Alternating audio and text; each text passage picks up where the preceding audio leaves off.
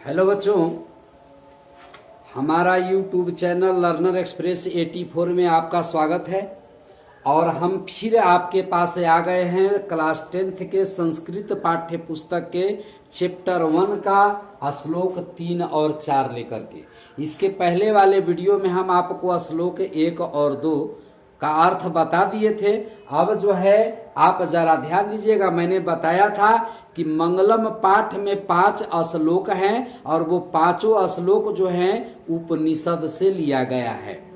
हमारे धार्मिक ग्रंथों में 4 वेद, 18 पुराण और 108 उपनिषद हैं। तो ये दोनों श्लोक जो हैं ये मुंडकोपनिषद से लिया गया है।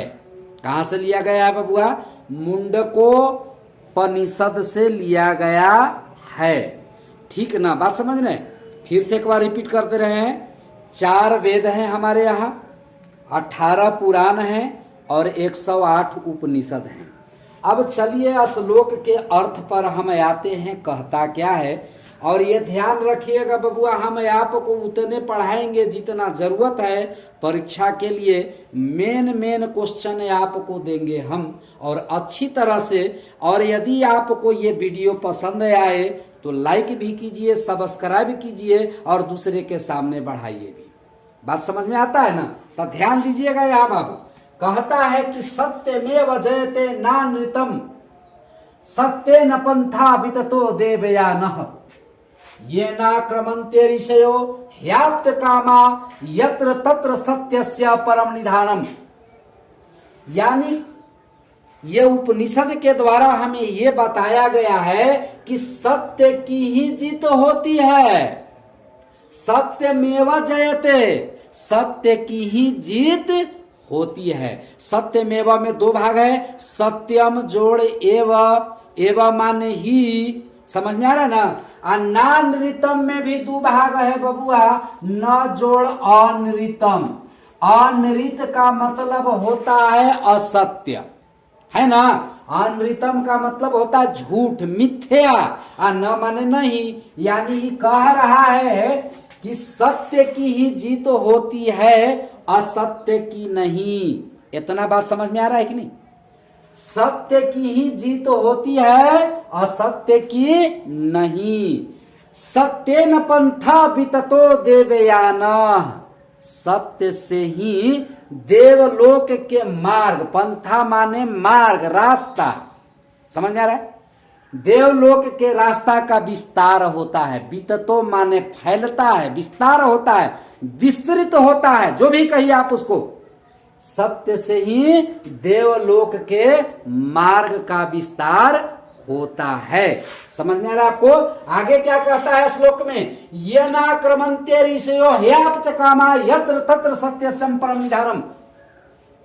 यानी कि जिस मार्ग को अपना करके ऋषि लोग या फिर आप्त कामा उसको कहा गया है, जिनकी मनोकामना पूर्ण हो चुकी है, धरती पर जीने की अब कोई इच्छा शेष नहीं रह गई है, उनको कहा जाता है वो सत्य के मार्ग को अपना करके और परम निधानम यानी मोक्ष की प्राप्ति करते हैं, यानी परम पिता परमेश्वर के साथ मिल जाते हैं। फिर एक बार हम रिपीट करते रहे हैं बबुआ, जरा ध्यान दीजिएगा।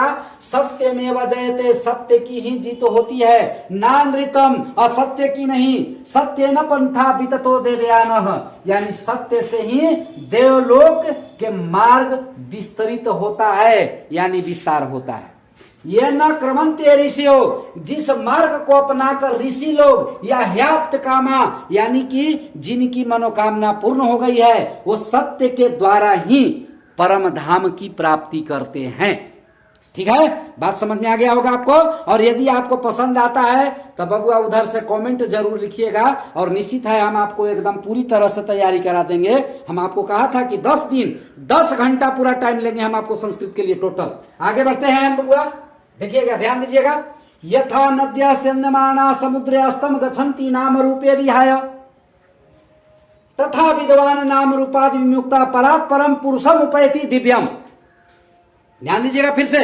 यथा नद्यः स्यन्दमानाः समुद्रे अस्तम गच्छन्ति नाम रूपे विहाय तथा विद्वान नाम रूपादि विमुक्तः परात् परम पुरुषम उपैति दिव्यम। यानी जथा माने जिस प्रकार या जिस तरह से, नद्यः माने नदियां, और स्यंदमाना माने बहती हुई, स्यंदमाना माने बहती हुई।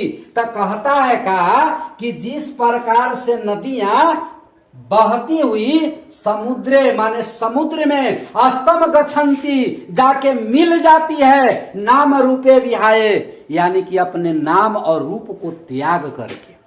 उदाहरण के लिए आप समझ लीजिए कि पटना में गंगा नदी बहती है, वहां पर हम उसको गंगा कहते हैं, लेकिन यही जाके बंगाल के खाड़ी में जब मिल जाती है तब उसको गंगा नहीं बल्कि समुद्र के नाम से जाना जाता है, अपनी नाम रूप को त्याग देती है। चाहे जितनी भी नदियां हैं जब जाकर के सागर में मिल जाती है तो वो नदी के नाम से नहीं जानी जाती है, बल्कि क्या नाम से जानी जाती है? समुद्र के नाम से, यानी अपने नाम रूप को त्याग देती है। उसी प्रकार हम कब क्या कहता है उपनिषद?